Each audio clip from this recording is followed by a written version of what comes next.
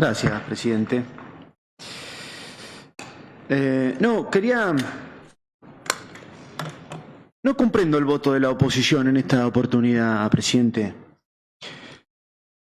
No comprendo, por supuesto están en su derecho a votar como les plazca, pero no lo comprendo por los argumentos que dan al momento de no acompañar.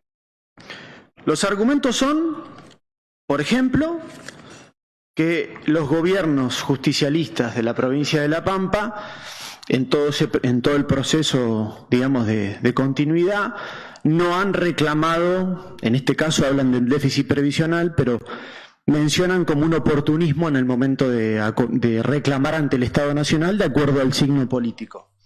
Eso fue uno de los argumentos que se esgrimió hace un ratito.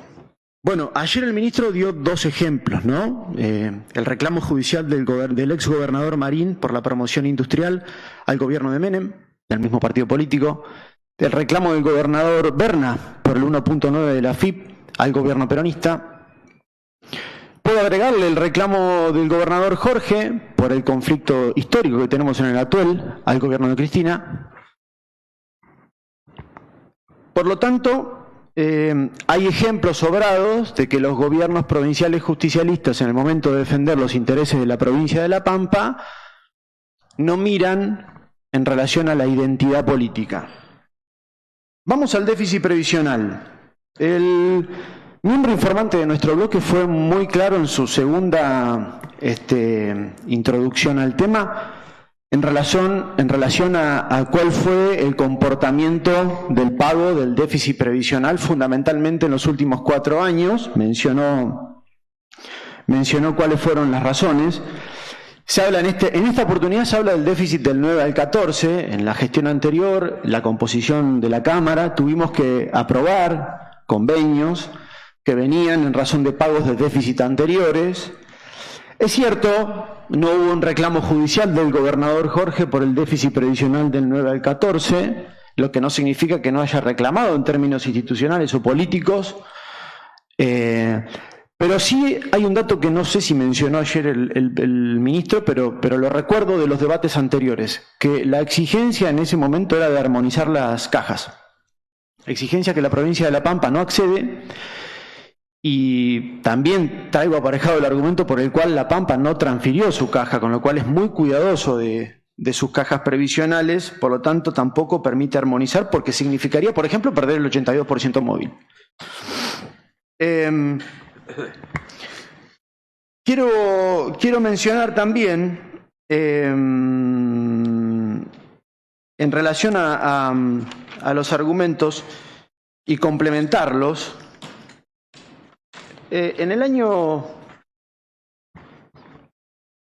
del 16 al 19, 15-16, no es menor que se solicitó una quita al gobierno de la provincia de La Pampa, porque si no pareciera como que acá, digamos, las razones por las cuales la provincia fue a la Corte tiene que ver con razones, digamos, abstractas. La provincia fue a la Corte, ¿por qué? Porque producto de un pacto fiscal que la provincia de La Pampa no convalidó con su firma, mejor dicho, no convalidó con la aprobación de este recinto.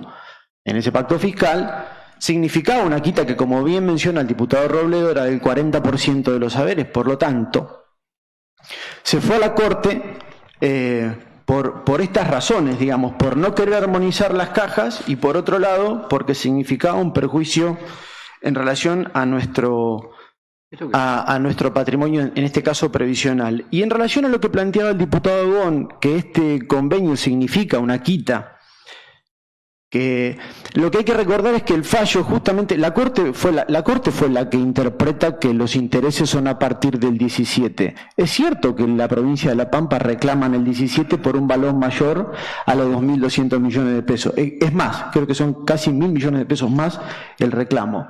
Ahora, lo que también hay que decir es que es la Corte la que interpreta que los intereses a computar son a partir del 17 y la tasa que la Corte esgrime para aplicar en este caso es una tasa que lleva el reclamo a 2.200 millones de pesos. No es que la provincia acuerda una quita, sino que en todo caso el fallo de la Corte determina ese monto, por lo tanto el acuerdo con el Gobierno Nacional tiene que ver con los montos que estamos aprobando. Pero Termino con esto, presidente. No entiendo, digamos, el voto de la oposición en esta oportunidad porque, así como se plantea que el reclamo tiene que ser sin distinción de banderías políticas, yo comprendo que los acuerdos, en este caso provincia-nación, también tienen que ser acompañados sin distinción de banderías políticas.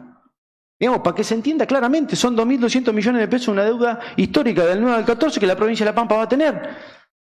Y la oposición se opone al ingreso de esos 2.000. ¿Por qué? Por una causal de mora. Volvemos a lo mismo, pareciera el debate del etiquetado frontal de Nación. Digamos, vemos la forma y no vemos el fondo. El fondo que La Pampa va a ser acreedora de 2.200 millones de pesos, adeudado de un conflicto histórico del 9 al 14. Renunciamos a la acción judicial y porque podrían plantear las diferencias acompañando. Bueno, sí, acompañamos porque son 2.200 millones, que esto significa, lo dijo ayer el ministro, obras para viviendas, se va a inyectar al fideicomiso de viviendas, digamos, hay un interés legítimo, digamos, de la provincia de La Pampa y hay un fin incuestionable, creo yo, de todos los legisladores, del destino de estos fondos. O sea, se pueden oponer, si se quiere, al no reclamo oportuno, al no haberlo judicializado del 9 al 14, lo que quieran, pero no están acompañando el ingreso de 2.200 millones de pesos para la provincia de La Pampa, que la verdad que, si bien es una provincia ordenada y demás, estamos en un momento de crisis económica, digamos, saliendo de una sanitaria, que la provincia de La Pampa, la verdad que necesita de esos fondos. Por eso finalizo con esto, presidente, no comprendo el sentido del voto de la oposición en esta oportunidad. Gracias, presidente. Gracias, diputado. Tiene la palabra diputado Agón.